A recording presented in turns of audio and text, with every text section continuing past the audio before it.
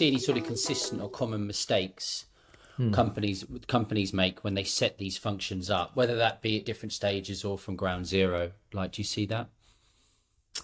Yeah, I mean, I guess it goes back to what I was saying earlier when founders and revenue leaders suddenly realize, oh, we need enablement, right? We need to do enablement without really knowing what it should be, what it could be, and what it could actually deliver and how it should deliver that, right? And that gave birth to kind of what I've termed operational or tactical enablement, right? Which is the main, I think, misconception of enablement from a business executive perspective is enablement is a training organization. It's there to facilitate my onboarding. It's going to help me produce content and learning and do those kind of things. And it does, right? That is certainly a core part of it. But there's so much more to it. And I think that misconception was that's the bucket, right? That's how we're going to pigeonhole the function. And it's a mistake because it allows then for enablement to be seen as a support function. It's often buried under, some sort of maybe operational type role or RevOps role, and it's kind of just maybe a manager doing something around training and onboarding.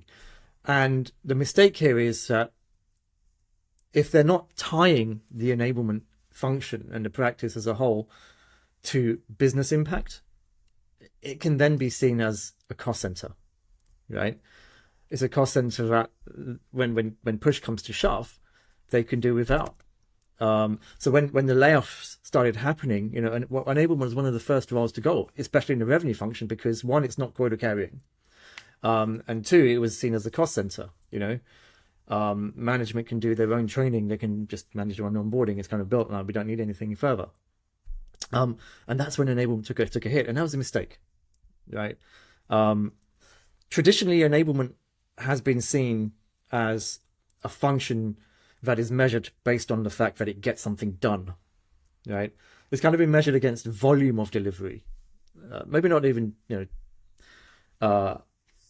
actually measured, but the perception is, did they get that job done? Yes or no? Yes, great, tick in the box, right?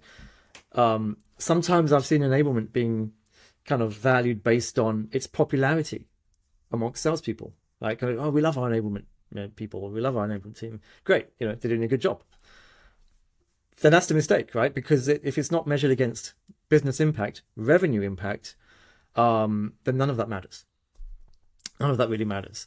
So that's, I would say, is a critical mistake that a lot of companies have made, which is to not tie the enablement function and the strategy of the enablement team to revenue impact.